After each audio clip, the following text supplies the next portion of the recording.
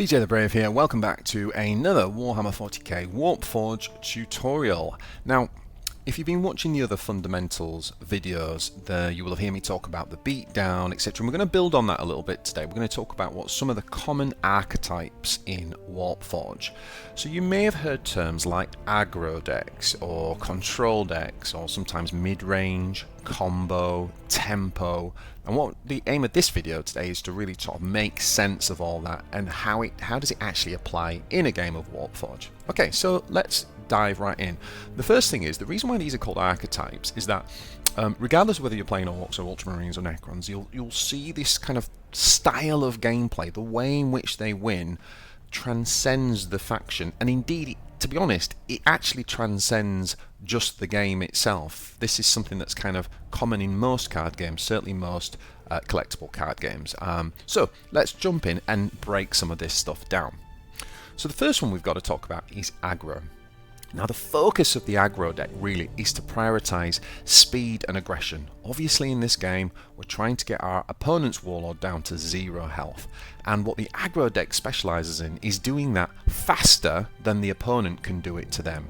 So it's very much about racing your opponent to 0.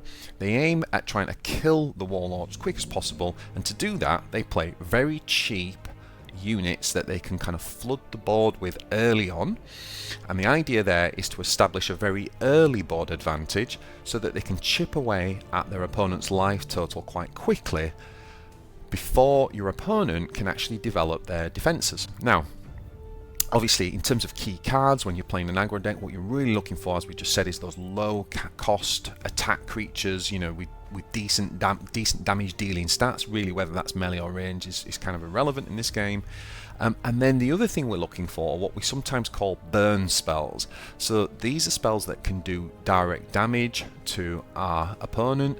You know, people might think of like Scorcher Assault in the Orcs, for example, which can target 3 units, but one of those units can be the enemy warlord. So a Scorcher Assault can actually play quite well into an aggro deck.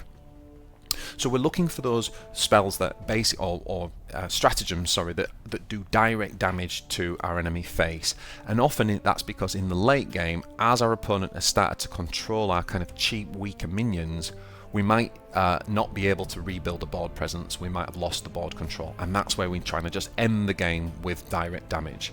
So big strengths of the aggro deck obviously is that they can really take control early in the game and snowball quickly to overwhelm kind of unprepared opponents. Maybe your opponents had a bad mulligan and just can't deal with that early damage, and so aggro tends to be really good against those sort of slower decks. And sometimes people say that aggro is easier to pilot. I don't know if I agree with that or not. There are some nuances to playing aggro, because a lot of it is about judgment, a lot of it is about timing. It's not just simply play your cards and attack face. Really top aggro players are really well attuned to sort of timing of when they play which unit and in which order, and when to kind of, you know, when to play outside of the box, you know, when to make a trade. Occasionally aggro decks do still need to make the odd trade. Usually when they do that, it's because making that trade will enable them to continue to accelerate the damage and dominate in being able to do more damage than their opponent. So some of the weaknesses obviously is that it can be very vulnerable to cheap removal spells and board wipes in particular. You are spending your energy and your resources, i.e. your cards, very quickly, so the idea is you will probably be depleted whilst your enemy will still have lots of cards in hand. So if they play, for example, an AoE, area of effect spell, and wipe out your board, you don't actually then have too much left in your hand to be able to do anything. And obviously the other weaknesses of the aggro is they can struggle against Vanguard, so that's the enemy's ability to block our units from attacking face. When we talk about attacking face, of course, if you are really new, we're talking about hitting our warlords directly to chip away at their damage. I know it's not the most endearing of term, but going face is indeed like a, you know, nevertheless it is a kind of common term used in card games. So things that block us from doing that, like the Vanguard's units, are a bit of a weakness of the deck. And the other weakness is that obviously we don't have really any late game resilience. We're trying to win the game as the aggro player in the first sort of turns 5, 6, as early as possible, really. So let's have a quick look at an example of some of the principles we just talked about. Okay, so if we take the Gruck Hyper Aggro deck, for example, this is a deck that I know the Ecclesiarch was playing a few seasons ago, and actually I think it's going to be very good this season. But it's an incredibly good example of some of those principles we just talked about. So the first thing to note here is, if you look at the energy curve, we've got 1 to 4. There is literally nothing in this deck that costs more than that, and that's what enables us to flood the board really quickly and early and effectively in the early game to kind of overtake. So you can see that in terms of the actual troops, we've got things like Grots, we've got Makari buffing those, we've got things like the Slugger Boys and Storm Boys, the Green Horde. Now the Green Horde is a key. This is almost like a bit of a combo aggro deck, but this is a key card in this deck, so we mulligan hard for it. But what this enables you to do is essentially accelerate that game plan that the aggro player has, which is to flood the board with lots of cheap units very early in the game, and often that is a strategy that most decks just cannot recover from. Now we also said that the weakness is things like Vanguard, and that's why this deck does still have no mucking about. You might say, well, isn't that a control tool? Well, not really, because as I said, the aggro deck needs to have a way of getting through those big blockers, those Vanguards, and that's where no mucking about comes in. The opponent plays Lich Guard, you whack them with a no mucking about, and you continue to press on your advantage. And then finally, this deck has got obviously burn damage as well, and we talked about, and that comes in the form of the Unbridled Carnage. So we can literally rebuild a board, play Unbridled Carnage, and it just does damage that a lot will go to face. The other, what we call burn damage, it is orcs, so it's a bit strange this, but the Warbiker actually would count as burn damage, because the Warbiker, as long as there isn't a Vanguard, can be played from hand, because it has this very unique ability called Fast, which means it can just attack face. So that allows us to do 4, sometimes more damage, depending if it was drawn from Gruck or if it's supported by Makari buffing its melee attack. So it's going to do 4 to 6 damage to face. And similarly, we have Proper Killy, which is also a burn spell. This buffs our Warlord and allows him to attack twice. So again, with Makari, that allows us to do 10 damage just with our Warlord. And speaking of which, one thing that's unique to WARPFORGE is obviously our Warlords can attack in other games like Hearthstone, for example. Warlords don't have any attack. So how does that affect an aggro deck? Well, the way it affects an aggro deck is that you have essentially a permanent unit that can continue to deal damage, and you don't mind racing your enemy Warlord because you're the aggro deck, you're the beatdown, and that means that you don't mind trading 2 of your health, attacking their Warlord to do 2 of their health, because you're confident you're going to win that race. Lastly, deck like this, people might ask about the attack squig. So the attack squig, for example, says deal 1 damage to an enemy and stun it. And I think this is a great aggro tool, because as you flood your board early, your opponent's going to try and play a decent unit to try and trade and kill your troops, and what you can do with the attack squig is just stun them for a turn. And you might think, oh, but it's only 1 turn, but actually that is huge. When the aggro deck's looking to win the game in 5, 6, 7 turns, actually stopping them trading for a turn is absolutely catastrophic for the control player, right? Because you can just ignore them, pin them down for a turn, keep going and building your board and doing a load of damage. So that is what a typical aggro deck might look like. So next up, let's talk a little bit about control. Now, unlike the aggro decks, the focus of the control deck is actually to prioritize perseverance and control. So preserving our Warlords' health is number 1, and that's because we know the aggro player, the beatdown player, is trying to take our health away first. So we're trying to preserve our health, and so therefore we use our cards and our troops and our spells to help preserve the health. Whereas the aggro player is using the Warlord's health to further its goal, like we said, hitting face to kind of do damage and keep its early board control snowballing. So with the control deck, we're prioritizing board control, resource management, so we're trying to use our resources effectively so that the aggro player runs out of that steam of all those early cheap cards, those 1 to 4 cards. When it gets to turn 7, turn 8, they're still playing cards that are only 2, 3 cost. You're able to suddenly start playing much more effective, powerful not just individual cards but combos that can really deal with the board. So what we're trying to do is manage our resources effectively to be able to always deal with the board situation on that turn, but also thinking about how we're going to do the next turn and the next turn. So what we're aiming for is to build that card advantage where we have more cards in our hand than our opponent and deploy powerful late game threats, whether that's in the form of individual cards or combos. And so what we do is we tend to use removal spells, we use things like board wipes, we use a lot of our vanguard, big vanguard troops, and we even, when we look at, for example, the Necron build I'm going to show you in a minute, we can even use one of their kind of faction strengths to kind of keep bringing back troops so that they can get even more value when they're trading with the aggro decks.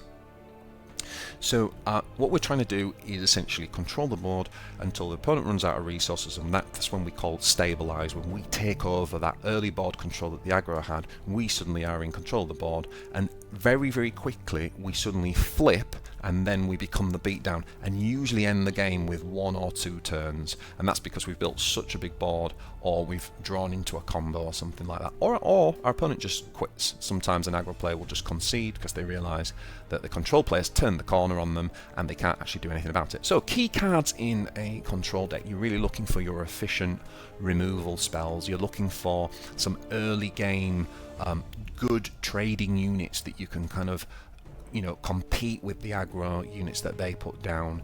You're also looking for powerful, obviously powerful late game threats later in the game. You're not looking for them immediately, but you're looking to draw into those combos and those kind of win conditions. So some of the strengths is that they can obviously be excellent against those aggro decks if you can play out your game plan, if you can actually manage to control the board. They're very resilient against mid-range decks, which we're going to talk about next, because the mid-range decks are a little bit slower than the aggro decks, so we'll come on to that in a bit. And they have very powerful late game presence. So if you like that idea of kind of managing your resources effectively, outvaluing your opponent, and then coming in with really powerful late game, that's the control deck does best. So what are some of the weaknesses? Well, it does become quite vulnerable to pressure early on, particularly if you have a bad mulligan and you don't draw the resources you need.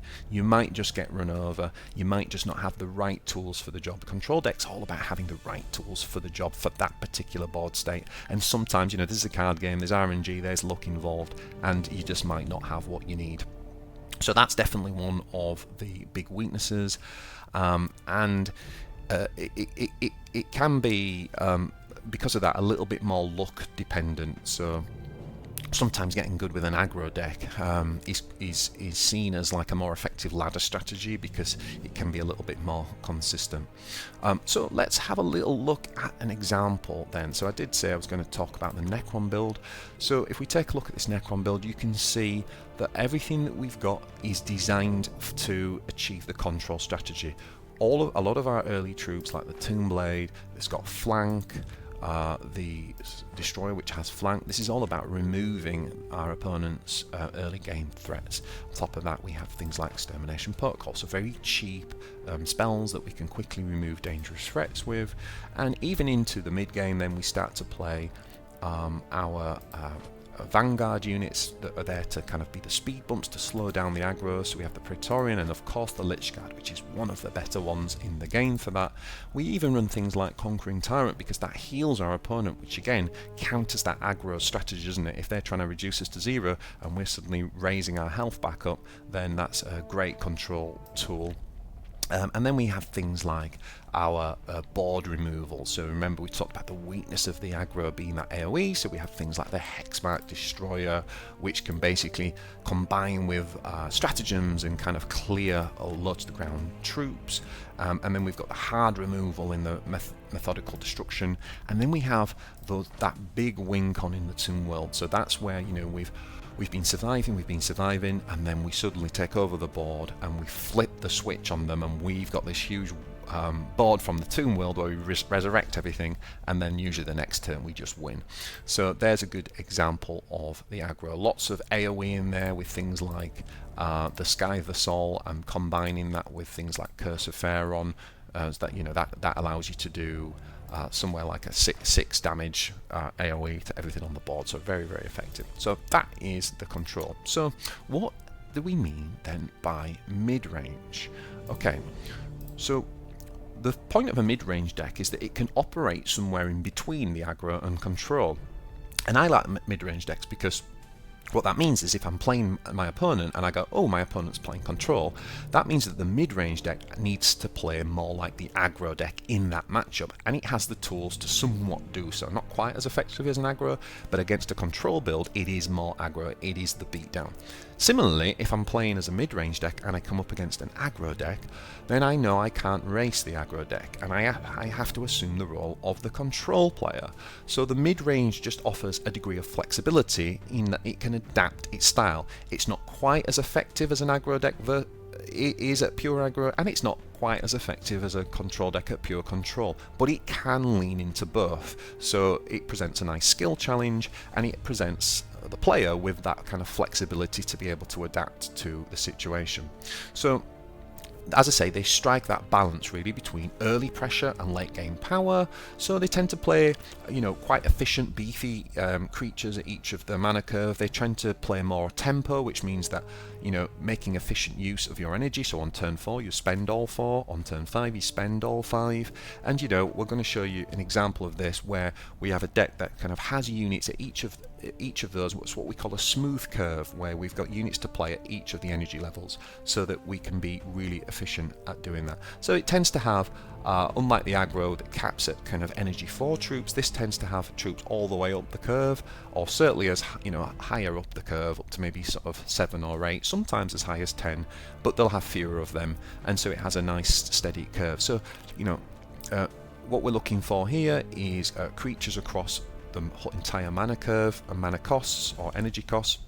We're looking for versatility in terms of our removal spells, spells that can kind of help establish our board state, and also a little bit of a balance between card draw and tempo, because we don't want to run out of resources like the aggro deck, but we need to be able to apply tempo and an aggro if we are the beatdown deck. Okay, so as I say, the strengths are that it's very adaptable in different matchups. It can apply pressure early on, but it can also transition into quite a strong late game.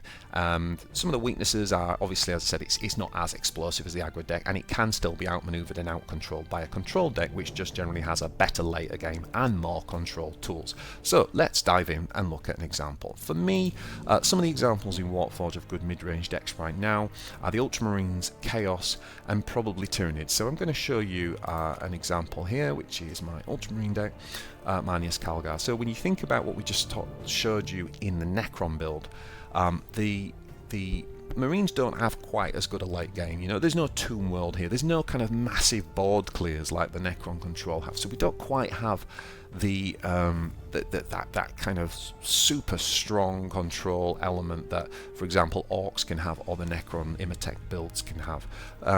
But we do have some control. So we have things like the Storm Raven to give us some AoE. Again, that's area of effect spells and damaging like multiple units. We also have things like Inspired Retribution, so we can destroy, you know, big powerful sort of individual units or enemy vanguards when we need to push through, etc. In addition to that, we have some flankers in there as well. You know, we have some cheap flankers that can help us. So these are kind of control units, even things like Sternguard Sergeant, which deals 2 damage to a random enemy when we trigger Codex. That can be used to kind of all control the battle board, or that could be used as an aggro tool, right? If we need to put the pressure on and we know our opponent's got a clear board, we can play a Sternguard and do 2 damage to our enemy face. Similarly, it can be said for things like Calcius, which again does 3 damage to our enemy face, and if we force to play as the aggro player, we know we should use our tactical insights to further the aggro strategy, and so we want to be playing it on Calcius and Sternguard Sergeant, for example. However, if we're playing more of a control build because we're up against aggro, then we might use our tactical insights on some of our control codex units. So some of those look like, for example, the Judiciar. So we might want to play it on that to stun and slow down the aggro player, or we might want to use it on our Apothecary Polixis, because if we get more heal, then we're obviously able to survive longer and give us that control strategy against the aggro and hope that they run out of resources before we do. What you'll also notice with the Calgar deck here is that the curve is really smooth and goes all the way up to 10. So at the higher end we have much fewer units, you know, so we don't want to be left with a bad hand early, but what we are trying to do is play all the way up through the curve, and so we do have some really strong late game units such as the kind of Redemptor Dreadnought and ultimately the Repulsor Executioner. So we should be able to kind of, you know, outvalue our sort of more aggro, fast-paced opponents and come through with a powerful late game that can end the game. So one thing we haven't really yet talked about is a certain type of control deck, which is sometimes called a combo deck. Now, combo decks, generally speaking, what they do is they play as a control deck, so they're trying to preserve their resources, draw into their combo pieces. They require 2 or 3 cards to be played at once in order to do the combo. So they're trying to kind of gather the pieces, if you like, and whilst they're gathering the pieces, you know, they've got to survive, and that's why I say they tend to involve kind of control tools to help them survive, and that could be through using your troops to trade early on, or it could be through having hard removal, like where the orcs have things like the Will of Gork or Pyromaniacs and things like that. And so the only difference is that they tend to pull 3 to 4 pieces together, which acts as a very deadly combo to finish. So one of the common ones is like the Green Horde in the Orcs, but another good example of it is in the Chaos, where you know, we're trading quite evenly with our opponent and we're kind of keeping up, and all of a sudden we draw into things like our Drakenham Sword with giving us a huge sort of 6. Where's he gone? Drakenham Sword, there we go, giving us a huge kind of 6 melee attack, and then we can play Murderous Desires, which basically will allow our Abaddon to kind of attack the enemy twice. And the other piece of that combo would be the Legacy of Vengeance. So for each enemy in play we get +1 melee attack. So you can imagine that you're playing against Orcs, aggro, they flood the board with their Green Horde or their Rock Invasion, and up to this point you've been controlling and trading and keeping up with them. Suddenly you drop Legacy of Vengeance, you get +1 for, you know, that could be as high as +9 if he's got a full board of 8, so you get +9, and then you'd have your +4 here, so that's 13, plus your 2 normal attacks, that's 15, and then your Murderous Desires allows you to attack twice, so you might end up doing 30 damage. So that's the idea of a combo. It's a form of a control deck, but it's trying to gather the resources to put the combo together. Often quite a lot of fun, but slightly less consistent. So hopefully that's been really helpful, guys. Hopefully that's kind of helped demystify these terms of aggro and mid-range and control and combo. Let me know in the comments if you still have any questions or anything that I've said that you're not clear on, and I hope this video has been really helpful. If it has, please consider liking, please consider subscribing to the channel, and I'll see you in the next one.